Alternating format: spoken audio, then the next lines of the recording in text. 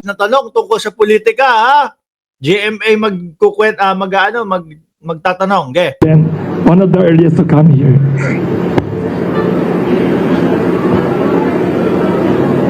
Pag-mention your name ulit. Uy. Na ano nyo yun? Nakikita nyo yun doon sa mga palabas? Yung ganun? Kahit kilala na kayo ni PP.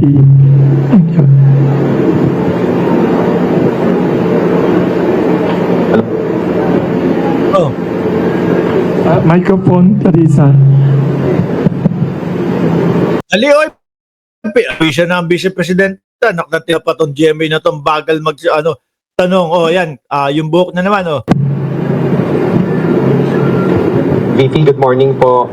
Ma'am, kunin lang po namin yung reaction nyo dun sa sinabi po ni President Bongbong Marcos Yeah. Maganda na to. Okay. na hindi daw po aabot yung mga aligasyon ng korupsyon sa katanggapan po nila sa Office of the President kaugnay dun sa mga flood control projects po.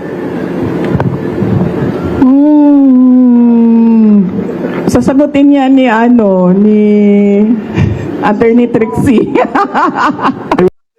Si Trixie.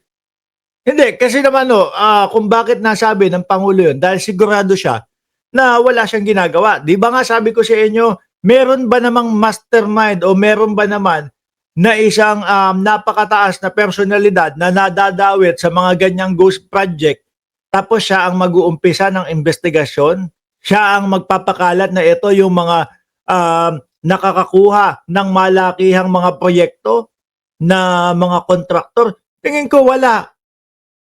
Di ba? Kaya ang sabi ng Pangulo, hindi sigurado siya na hindi aabot sa kanya kasi wala naman siyang ganong proyekto. Di ba, Ma'am Levy? Salamat po sa inyong super sticker. Kahit nabubisit po kayo dito sa natin, topic ngayon, wala ko Kailangan pagtiyagaan natin to salamat po sa inyong super sticker. We'd like to acknowledge the presence of Attorney Trixie. Trixie, sagot! Ano masabi mo?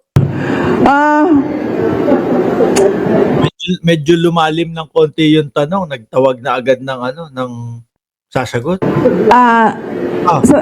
Sa ganitong ongoing pa yung investigation kuno at inquiry kuno. Kuno daw. Samantalang ang dami ng napapangalanan. Miski yung ibang kaalyado ng presidente napapangalanan, kuno pa din. Sobrang magtataka ka bakit confidence yung Pangulo na hindi aabot sa Office of the President. Dahil alam niya na wala siyang ginagawang ganun. Wala siyang proyektong ganun. Kaya confident siya. Alam niya, sa sarili niya, hindi siya nagnakaw sa pera ng bayan. Ganun lang po yun. Yung iskandalo at yung korupsyon. So ibig sabihin, siguro alam na niya kung ano yung kalalabasan ng inquiry at ng investigasyon. Kasi wala namang iba. Kumbaga, ang gusto niya sabihin, yung investigasyon ng ICI, kumbaga, scripted. Di wow. Pwede namang alam niya sa sarili niya na wala siyang ghost project at etc. Ganun lang yun. Sigurong explanation kung bakit napaka-confident mo sa mga mangyayari pa. Wala pa akong nahanap na tao na alam kung ano yung mangyayari bukas. Siya pa lang ang Madam VP, posibleng alam niya na hindi pupunta sa kanya. Kasi alam niya sa sarili niya, wala nga siyang mga ganong proyekto. Yung mga flood control, yung mga ghost project. Diyos ko po, VP, ang dali lang isagot nun. Ganun lang po. Pagmumukain nyo na scripted yung ICI. Di ba? Pagmumukain niya na scripted yung ICI para lang mabaliwala. Baka sa inyo talaga papunta. Kasi karamihan ng mga namayagpag na mga contractor is nung panahon ninyo, 2016, nag-umpisa. si BBM pa lang. Ma'am, doon naman po sa sinasabi na baka possible na maging state witness si former Speaker Martin Romualdez, do you think magiging effective po siyang state witness doon sa mga flood control projects po? Yan. Sound, pakilakas ulit. Laksan konti. Pakilakasan konti. Ma'am, may natanong na rin po sa Malacanang kung patungkol doon sa pagiging state witness daw State witness ni former former Speaker. Speaker Martin Romualdez. Do you think magiging effective siyang state witness doon po sa flood control project po? Okay. Hindi ako mag-comment diyan kasi hindi ko alam kung totoo ba talagang sinabi ng ICI yan at desisyon talaga ng body yan na siya ay maging state witness. Mamaya na lang tayo magkomento kapag Ayaw niyo sabihin, di ba, lagi niyo binibira si Martin Romualdez kahit wala kayo ebidensya. Eh di, bumanat ka na ng negative. nandyan na yung kaso at nakikita na natin na totoo talagang state witness siya. Pero sa batas, yung Wait, ano? Hindi niya sigurado na tuloy ko na lang. principal sa krimen ay hindi pwede maging state witness.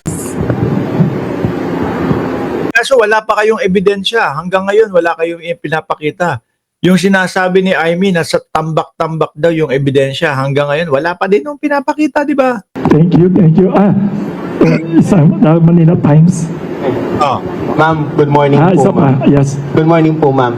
Ma'am, ito po kapapasok lang po na balita. Tinuro, parang iniimbestiga, nag-order daw po si Ombudsman Remulla kay Secretary Dizon na parang investigate daw si Senator Bongo sa anumang possible link sa mga CLTG, ayun. No, CLTG. Christopher Lawrence Tesoro Go daw ang sabing ibig sabihin ng CLTG. Diskaya. So, ma'am, of course, Bongo is one of the allies of your father, the former president. Ano man sabi niyo dito sa parang saka do you think, ma'am, ituturo po ba ang mga kalaban sa politika sa ongoing na ICI investigation? Hindi ko alam kung ano yung malamang nakakaalam niyan si BBM kasi ngayon nga confident na siya na hindi siya kasali sa mga hindi aabot, tama ba ang sinabi? Hindi aabot sa Office of the President ang corruption. So siya lang makakasagot niyan kung ano ang mangyayari. Ano yung tanong mo?